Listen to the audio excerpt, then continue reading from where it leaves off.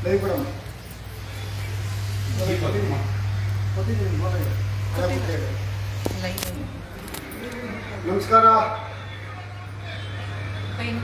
ನಮಸ್ಕಾರ ವೀಕ್ಷಕರೇ, ಇನ್ನೊಂದ್ಸತಿ ನಾನು ಈಗ ಹೇಳ್ತಾ ಬರ್ತಾ ಇದ್ದೀನಿ. ನಮಸ್ಕಾರ ವೀಕ್ಷಕರೇ, ಈ ದಿನ ನಾವು PWD ಡಿಪಾರ್ಟ್ಮೆಂಟ್, ಕರ್ನಾಟಕದಲ್ಲಿ ಹೆಚ್ಚು ಹಣ ಓಡಾಡುವ ಡಿಪಾರ್ಟ್ಮೆಂಟ್ ಅಂದರೆ PWD ಡಿಪಾರ್ಟ್ಮೆಂಟ್ ಅಂತ ಹೇಳ್ಬೋದು.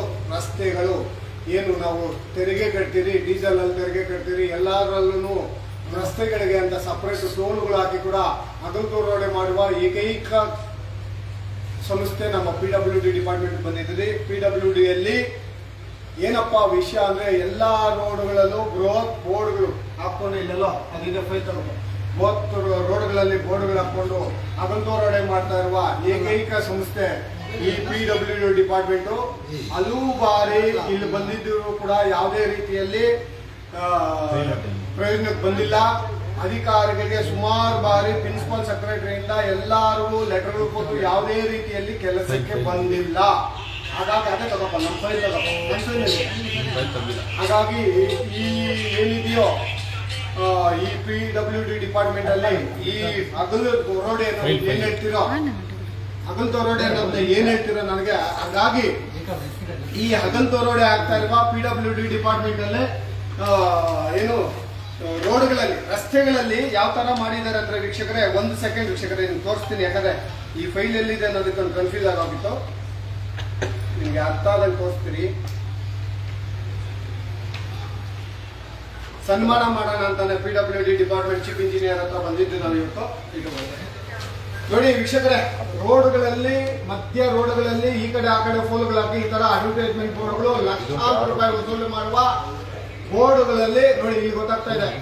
ಇದನ್ನ ಹಾಕೋಕ್ಕೆ ಬಿಡೋದು ಇದೇ ಅಧಿಕಾರಿಗಳು ಹಾಕಕ್ಕೆ ಬಿಟ್ಟು ಇದರಲ್ಲಿ ಅಗಲತೋರಡೆ ಮಾಡುವ ಎಲ್ಲ AE ಮತ್ತು AEE ಮತ್ತು EE ಮತ್ತು ಚೀಫ್ ಇಂಜಿನಿಯರ್ ಇಷ್ಟೂ ಜನನು ಇದಕ್ಕೆ ಪಾಲುದಾರರು. ಯಾಕೆ ಅಂದ್ರೆ ಇದ್ರ ಬಗ್ಗೆ ನಾನು ಆಲ್ರೆಡಿ ಸುಮಾರು 3 ವರ್ಷಗಳಿಂದ ಅರ್ಜಿಗಳ ಮೇಲೆ ಅರ್ಜಿ ಕೊಟ್ಕೊಂಡ್ಬಂದ್ರು ಕೂಡ ಯಾವುದೇ ತೆರವುಗೊಳಿಸ್ತಾ ಇಲ್ಲ ಅಂದಾಗ ಇವ್ರದ್ದು ಪಾಲುದಾರಿಕೆ ಇಲ್ವಾ? ಈ ಅಗಲತೋರಡೆಯಲ್ಲಿ ಇವರು ಪಾಲುದಾರರು ಅಲ್ವಾ? ಹೌದಾ? ಇವರಂತೂ ಮಾಡ್ತಾ ಇರೋದು ನಿಜ. ಹಾಗಾಗಿ ಅಗಲತೋರಡೆಯನ್ನ ನಿಲ್ಲಿಸಲೇಬೇಕು ಅಂತ ಈ ದಿನ ಈ ಯಾರು ಚೀಫ್ ಇಂಜಿನಿಯರ್ ಇದ್ದಾರೋ ಅವ್ರಿಗೆ ನಾವು ಸನ್ಮಾನ ಮಾಡೋಣ. ನಮ್ಮ KRS ಪಾರ್ಟಿಯಿಂದ ಸನ್ಮಾನ ಕಾರ್ಯಕ್ರಮ ಇಟ್ಕೊಂಡಿದ್ರಿ. ಭ್ರಷ್ಟ ಅಧಿಕಾರಿಗೆ ಒಂದು ಸನ್ಮಾನ ಅನ್ನೋ ಒಂದು ಪ್ರೋಗ್ರಾಮ್ ಮೇಲೆ ಬಂದಿದ್ರಿ. ಅಧಿಕಾರಿ ಫೋನ್ ಪಿಕ್ ಮಾಡಲಿಲ್ಲ, ಈಗ ಫೋನ್ ಮಾಡಿದ್ರೆ ಅಲ್ಲಿಂದ. ಹಾಗಾಗಿ ಅಧಿಕಾರಿ ಇಲ್ಲಿಂದ ಕಾಲ್ಕಿತ್ತಿದ್ದಾರೆ. ನನಗೆ ಬೇಕಾಗಿರೋದು ಅಧಿಕಾರಿಗೆ ಸನ್ಮಾನ. ಯಾಕಂದ್ರೆ ನೀವು ಕೆಲಸ ಮಾಡ್ತಾ ಇಲ್ಲ, ನೀವು ಮಾಡ್ತಾ ಇರೋದು ಭ್ರಷ್ಟಾಚಾರ. ರೋಡ್ಗಳಲ್ಲಿ ರೋಡ್ ಸೇಫ್ಟಿ ಏನ್ ಹೇಳುತ್ತೆ ಅನ್ನೋದಕ್ಕೆ ನೀವು ಕಿಂಚಿತ್ತು ಬೆಲೆ ಕೊಡದೆ ಇದನ್ನ ಲೂಟಿ ಮಾಡೋದಕ್ಕೆ ಅಗಲತೋರಡೆಗೆ ನೀವು ಇಳಿದಿದ್ದೀರಾ. ಯಾಕೆ ನಾನು ಇಷ್ಟು ರಾಜಾರೋಷವಾಗಿ ಹೇಳ್ತಿರೋದ್ರೆ, ರೋಡ್ಗಳಲ್ಲಿ, ಮಧ್ಯದ ರೋಡ್ಗಳಲ್ಲಿ ಈ ತರ ಬೋರ್ಡ್ಗಳು ಹಾಕಿ ಆ ಬೋರ್ಡ್ಗಳಿಗೆ ಗುದ್ದು ಬಿದ್ದು ಅಂದ್ರೆ ಗಾಡಿ ಹೋಗ್ತಾ ಟಚ್ ಆಗಿ ಬೀಳೋರು ಎಷ್ಟು ಜನ ಸತ್ತಿದ್ದಾರೆ. ಅದ್ರ ಮೇಲೆ ನೀವು ಎಷ್ಟು ಕ್ರಮ ಜರುಗಿಸಿದ್ರೆ, ಎಷ್ಟು FIR ಗಳಾಗಿದೆ.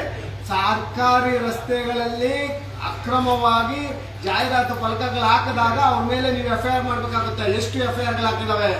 ಒಂದೇ ಒಂದು FIR ಆಗಿದೆಯಾ? ಇಲ್ಲ. ಹಂಗಾದ್ರೆ ನೀವು ಇದರಲ್ಲಿ ಪಾಲುದಾರರೇ.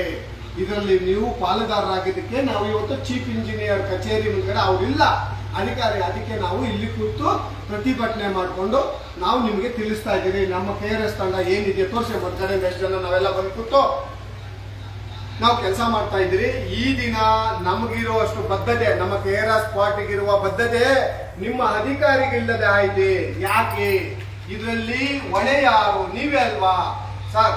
ನೀವು ಚೀಫ್ ಇಂಜಿನಿಯರ್ ಸರ್, ನೀವು ಯಾಕೆ ಇದ್ರ ಬಗ್ಗೆ ಕ್ರಮ ಜರುಗಿಸ್ತಾ ಇಲ್ಲ? 1 ವಾರ ಕೊಡಿ, 15 ದಿನ ಕೊಡಿ, 1 ವಾರ ಕೊಡಿ, 15 ದಿನ ಕೊಡಿ ಅಂದ್ರೆ ನೀವು ಅದರಲ್ಲಿ ಜ್ಞಾನ ಹೊಣೆ. ನೀವು ತಿಂತಾ ಇರುವ ಅಧಿಕಾರಿ, ಹಸಿ ಕಸ ತಿಂತಾ ಇರುವ ಅಧಿಕಾರಿ ನೀವೇ ಚೀಫ್ ಇಂಜಿನಿಯರ್ ಮತ್ತು EE ಮತ್ತು AEE ಅವರೇ. ಹಸಿ ಕಸ ತಿಂತಾ ಇರುವ ನಿಮಗೆ ಇಲ್ಲಿ ಬಿಸ್ಲೇರಿ ವಾಟ್ರು, ಇನೋವಾ ಕಾರು ಎಲ್ಲ ನಮ್ಮದು ಬೇಕು. ಅಲ್ಲಿನ ಭ್ರಷ್ಟಾಚಾರ ನಿಮ್ಮ ಜೋಬಕ್ಕೆ ಬೇಕಾ?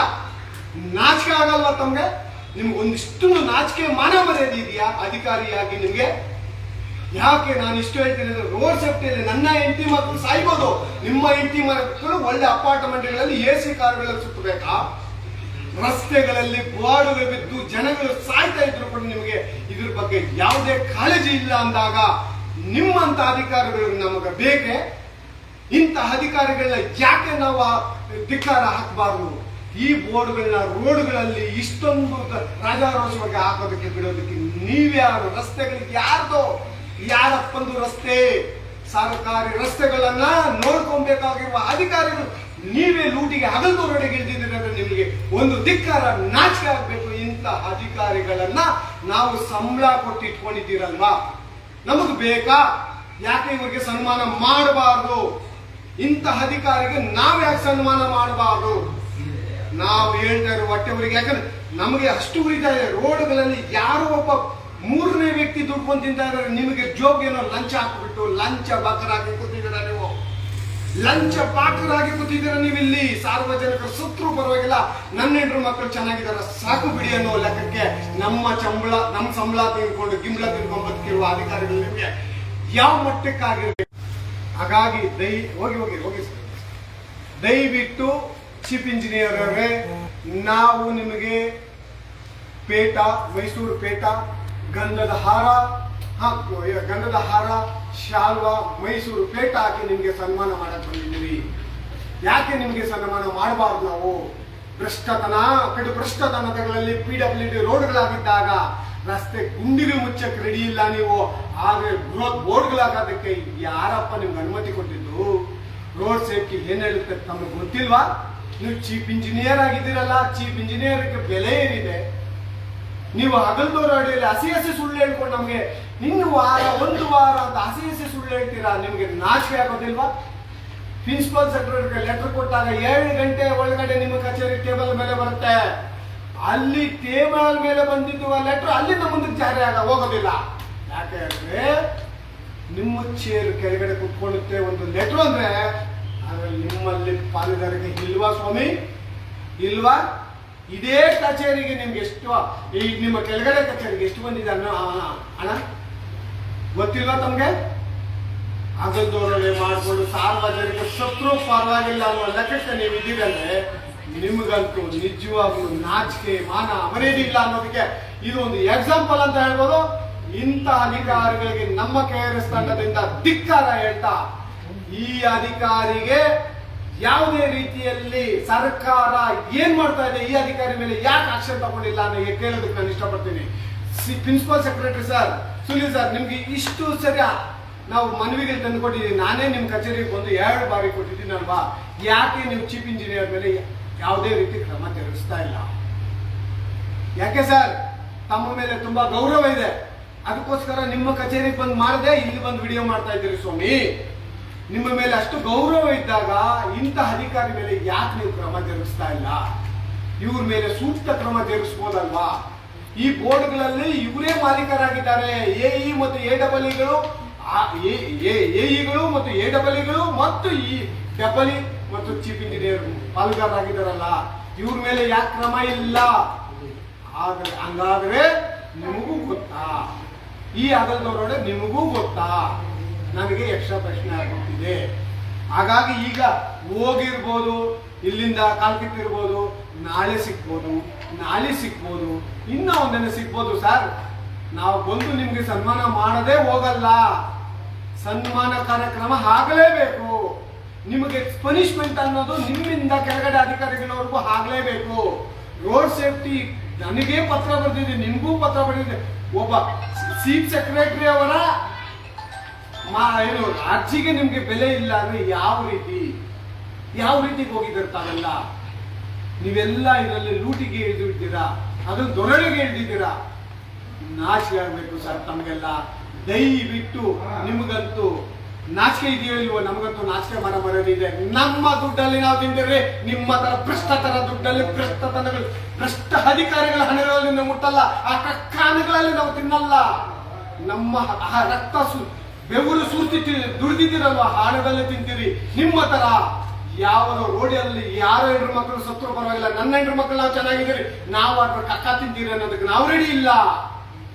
ಹಾಗಾಗಿ ದಯವಿಟ್ಟು ಚೀಫ್ ಇಂಜಿನಿಯರ್ ಅವರೇ ಈ ಕೂಡಲೇ ಎಚ್ಚೆತ್ಕೊಂಡು ಇವತ್ತಿನಿಂದನೇ ಯಾವ ಬೋರ್ಡ್ಗಳನ್ನ ಬೇರು ಸಮೇತ ಕಿತ್ತಾಕಿ ಮಾರಾಟ ಮಾಡಿ ಸರ್ಕಾರಕ್ಕೆ ಲಾಭ ಮಾಡ್ಕೋಬೇಕು.